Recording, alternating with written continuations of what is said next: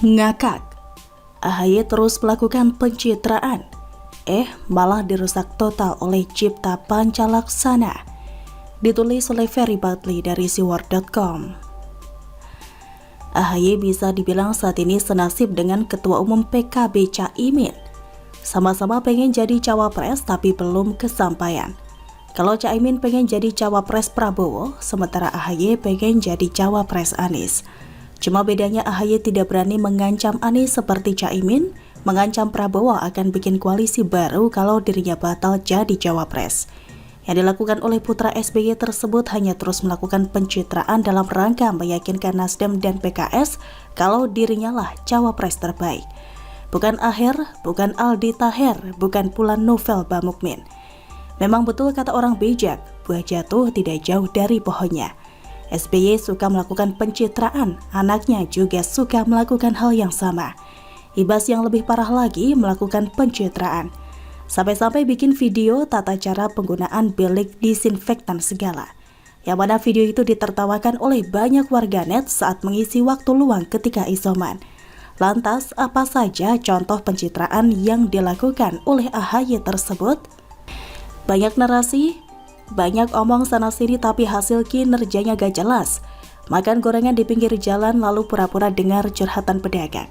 Serta nyebar baliho di sana-sini dengan kos yang sangat besar. Dan apakah melakukan pencitraan itu berpengaruh terhadap elektabilitas AHY? Tidak juga.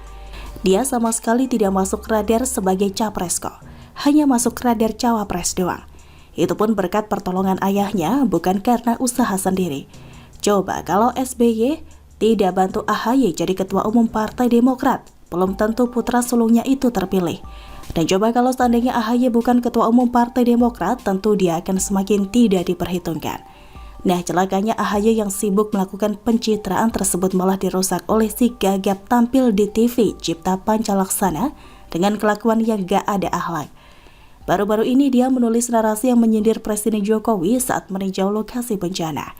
Masih aja di tengah bencana sempat-sempatnya foto-foto sendiri. Ujar Panca melalui akun Twitternya @panca66 mengomentari sebuah gambar yang memperlihatkan Presiden Jokowi lagi meninjau lokasi bencana. Pada intinya cuitannya itu ingin nyinyirin kunjungan kerja Presiden ke Cianjur yang baru saja dilanda gempa bumi. Hanya saja karena nafsu jahatnya lebih berkuasa, Wan Panca tidak melakukan cross-check terlebih dahulu terkait foto yang dia unggah. Usut punya usut ternyata foto itu merupakan foto lama atau foto pada tahun 2018 silam. Foto waktu Presiden Jokowi meninjau lokasi terdampak tsunami di Pandeglang, Banten. Tidak pelak bukannya mendapatkan dukungan dari warganet yang lain, Panca malah kena skakmat balik. Si gagah Panca kader Partai Demokrat modalnya hanya fitnah. Maklum, sebelum menjadi kadrun dan sebelum menjadi kader Demokrat merupakan mantan pegawai TV swasta yang gak punya prestasi. Jadi modalnya ngebacot, tutur Ruhut Sitompul. Kelakuan Panca gagap menggiring opini seolah-olah itu bencana di Cianjur. Padahal itu bukan di Cianjur. Mas Ketum AHY gak malu punya kader model si Panca gagap ini, ujar pemilik akun Twitter John Hendrik 3. Kemudian tidak ada angin, tidak ada hujan, si Panca juga sibuk nyindir Nasdem. Demokrat dan PKS konsisten beroposisi, Nasdem masih setengah hati. Ujarnya dengan nada seperti tanpa bersalah. Tidak pelak pernyataannya itu langsung membuat panas hati beberapa kader Nasdem. Padahal jelas cita-cita AHY pengen jadi cawapres Anies.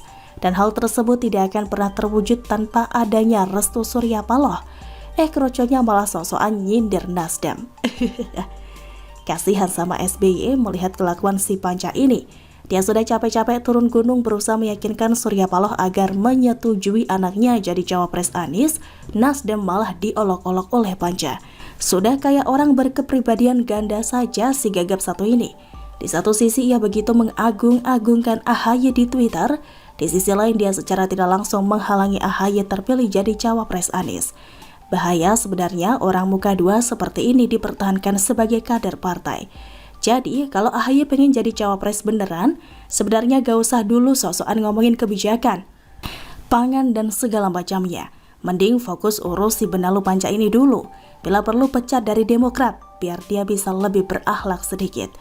Karena sehebat apapun mengkritik pemerintah serta melakukan pencitraan, kalau kadernya si Gagap masih jelek-jelekin Nasdem, gak bakal jadi itulah sebagai cawapres Anies. Bagaimana menurut Anda? Jangan bikin orang susah. Tapi sampai saat ini masih bungkam semua, Pak. Belum jelas sama sekali, Bang. Atau kita mau dibuang ke laut, ke mana kita nggak tahu ini. Nggak ada yang tanggung jawab. Ya perasaan Panggung Bambu ini sampai sekarang ini kita tanya-tanya terus, Bang. Betulnya bagaimana? Pulang tunggu aja. Jawabannya cuma itu. Kita kan juga perlu kepastian ya kan.